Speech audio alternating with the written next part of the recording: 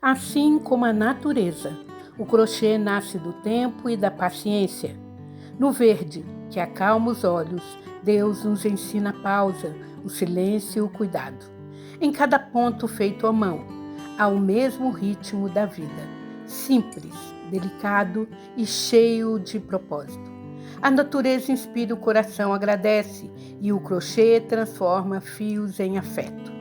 Tudo se conecta quando fazemos com amor.